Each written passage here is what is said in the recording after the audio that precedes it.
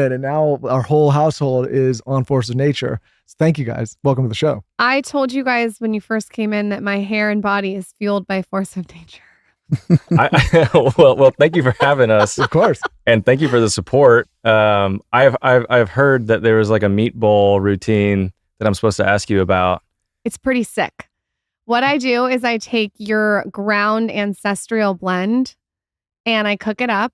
And then I'll do a huge bowl, like a huge one of meat with sauerkraut, hot sauce, a little bit of raw cheese, and sometimes I'll do like a salsa on top. It's so good. That's next level. Yeah. Is this a daily thing? Every day. Wow. And you're talking to somebody that when we were in California, like I think I maybe saw you have 2 steaks a year. Maybe. It's been a kind of radical change. Like for me, my dad was a meat potatoes guy, so it's normal for me. But for her, it's like a whole 180.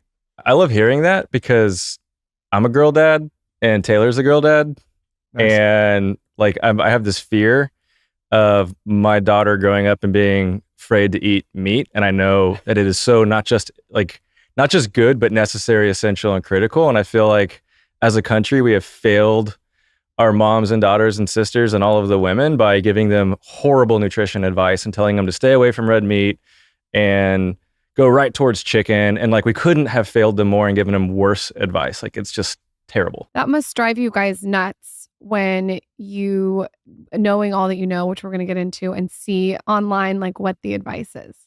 Yeah. It's pretty much, it makes me skeptical of everything and almost makes me want to go do the opposite of what any kind of 3-letter government agency recommends. So I hear you. So when did you guys see white space in this area and how did you come together to start this? Give us a little bit of the backstory. Robby and I, we've known each other for a long time. We grew up in Austin together, and early in life, you know, like we knew each other when we were, before we could drive. And my wife, Katie, knew Robby before I did. And so the three of us kind of went different ways in life and then connected later in life when my wife and I were going through some health issues, health journey. We had a vegan company of all things, and that didn't work out. That was the opposite of everything we should have done. And my wife, if she was still vegan, she'd either be in a wheelchair now or possibly have only one leg, which would have been pretty interesting. Like Why? A peg leg wife. She had chronic inflammation, chronic gastrointestinal issues. She was competing at really high levels for Ironman races, and she couldn't even get on her bike. It was terrible. And so her and I made a pivot from our vegan lifestyle, abandoned our vegan brand, started eating meat again, and then we're so inspired that we were like, let's start a meat company. And then that's where Robby came back into our lives. And so the three of us ran this company called Epic, which was like a protein bar made out of meat, for a couple of years. And then we ended up selling that. And then we doubled down on everything we had learned and our mission and our beliefs and our values and started Force of Nature to really amplify and accelerate this global regeneration. So let's high level, and we're going to talk about Force of Nature. But if you guys were, you know, there's a lot of people that I think, especially in this space, are maybe misinformed or not as informed, or maybe they're, you know, there's a lot of confirmation bias going on. And like, again, and I've said for years, you know, morally, if people decide to do something for a moral reason, you know, I don't have a leg to stand on. You're going to make those choices. But from like a pure health standpoint, why did you guys get so into focusing in the categories that you're in? And what do you think people would be surprised about hearing that maybe do you think maybe the general public is mostly uninformed about? I think from a health perspective, there's so many things, you know. Yeah, we have time.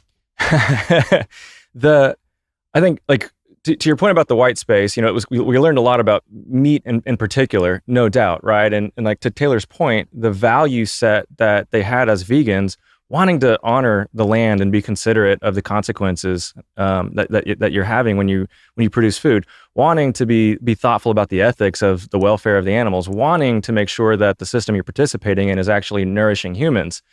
And those were the things that at the time, if you followed the dogma, and I'm sure you might have been there on your journey too, we were told can't be achieved with meat. And that is through the journey with Epic, what we figured out actually wasn't true whatsoever. And if you go back and you look at evolution, you see just how critical and fundamental it has been to our development as humans and our brain development and our health and how our bodies work.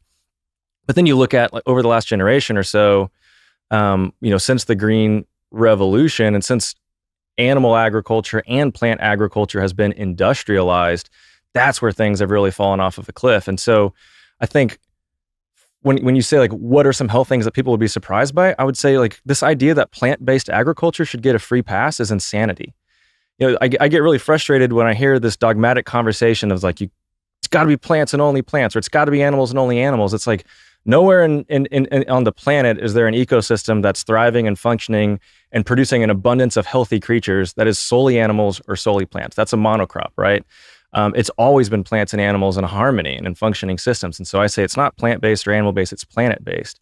And this idea that we have 300 or 400 million acres of corn at any given time in the United States, you see it when you fly in a plane, you look down, it looks like a checkerboard of where we have tilled, sprayed herbicide, sprayed fungicide, sprayed fertilizer, sprayed every kind of side intended to destroy life and create a monocrop of a single product, whether it be corn or soy or wheat or peanuts or one of the few things that we produce in this country. So when people fly around and they see those perfect squares outlined, the majority of the time it's those things. Yeah, I mean the United States is about 2 billion acres, and we practice agriculture on about half of it. So when you think about the scale of decimating landscapes and then poisoning it, and then most of that running off into our water supply, which is why glyphosate's showing up in breast milk and urine, and why we have dead zones in oceans and algae blooms in riverways and pollinator dies, all these sorts of things. It's because of the horrible practices we have in raising plants for agriculture. So like terrible, right? Similar thing could be said to pause there real quick, and I'm gonna do just a few times.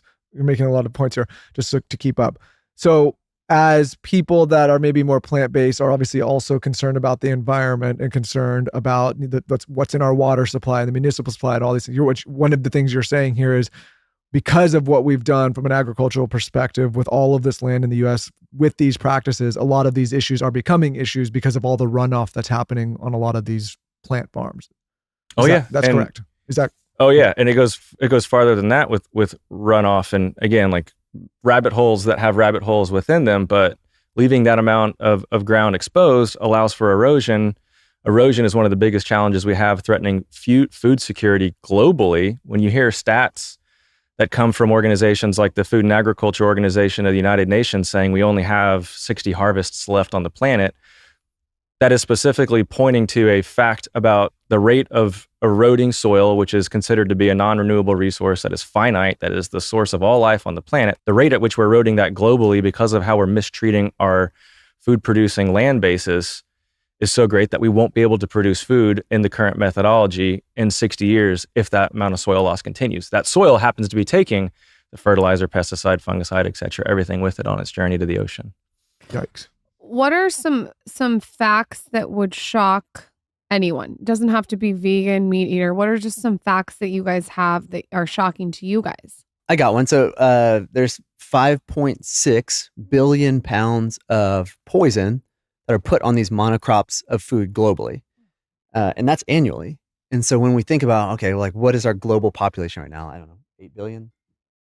Close. That's almost a pound of poison per person on the globe per year. That's completely unacceptable. And no one's having a conversation about the unintended consequences. Why are fertility rates plummeting? Why are cancer rates rising? Why is Alzheimer's high?